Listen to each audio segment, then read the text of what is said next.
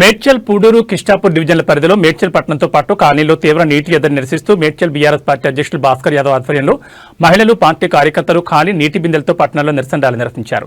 ప్రధాన వీధుల నుంచి మేడ్చల్ సర్కిల్ కార్యాలయం వరకు ర్యాలీ చేపట్టి కార్యాలయం ముందు బైఠాయించి ఆందోళన చేపట్టారు. ఈ సందర్భంగా సర్కిల్ డిప్యూటీ కమిషనర్ సుధాం కాలు మొక్కి నీటి సమస్య తీర్చాలంటూ భాస్కర్ యాదవ్ వేడుకున్నారు. మహిళలు నాయకులు పట్టణంలో నీటి సమస్య, డ్రైనేజ్, ఇతర సమస్యలు వివరించి పరిష్కరించాలని వేడుకున్నారు.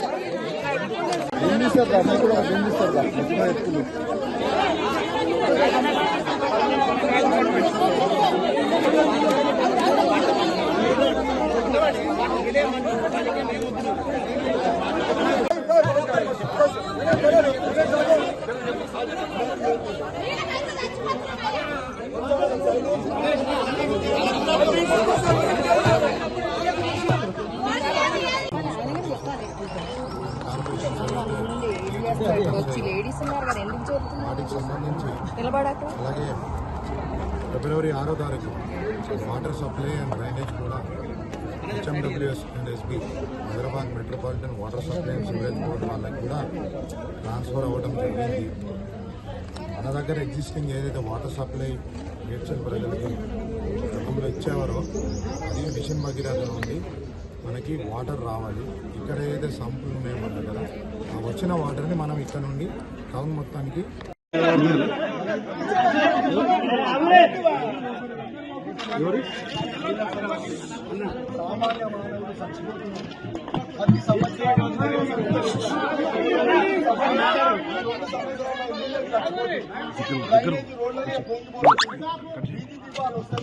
శానిటేషన్ లేదు, ప్రజలందరూ చచ్చిపోతుంది సార్.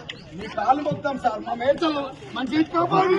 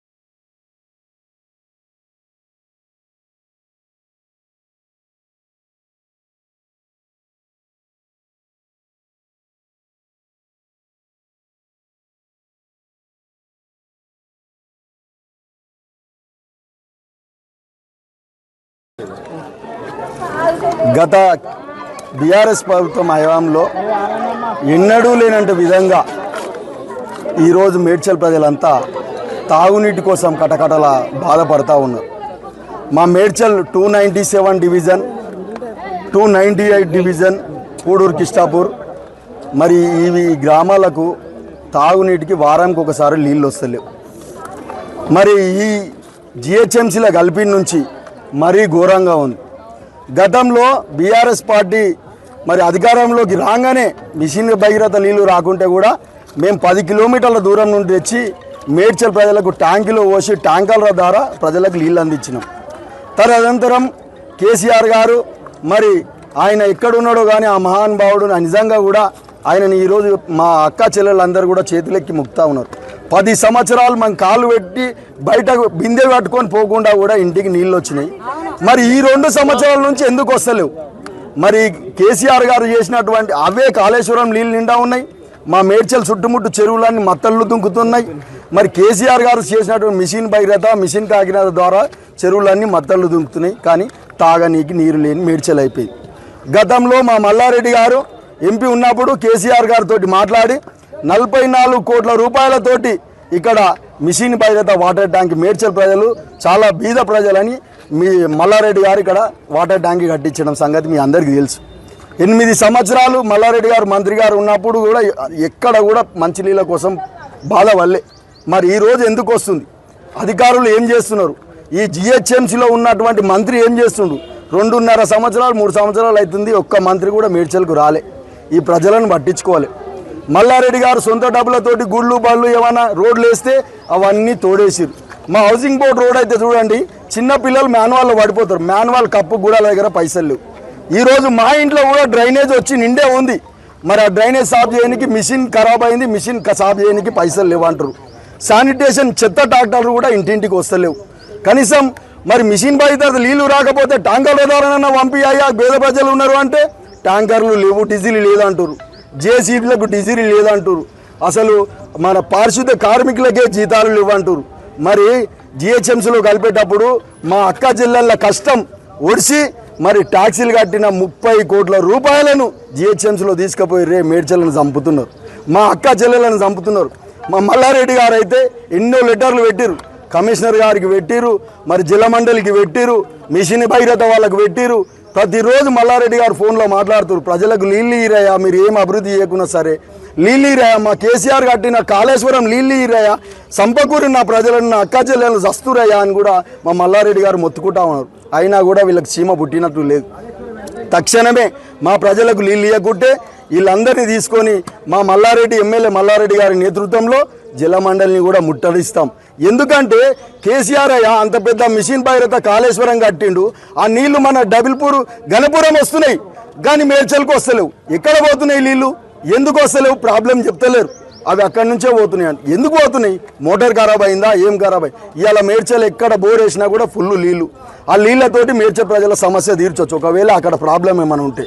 కానీ బోర్లు ఉన్నా కూడా మోటార్లు ఫిట్ చేస్తలే, స్టార్టర్లు లేవు, స్ట్రీట్ లైట్లు లేవు.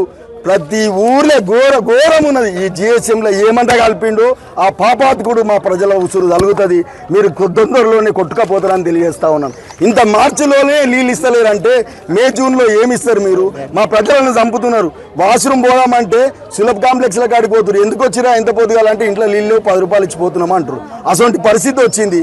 సంపుతురు ఈ జిహెచ్ఎంసీలో కలిపి మా ప్రజలను అందరూ. మేము తక్షణమే మా మల్లారెడ్డి గారి నేతృత్వంలో, కేసీఆర్ గారి నాయకత్వంలో పెద్ద ఎత్తున జలమండలిని ముట్టిస్తాం.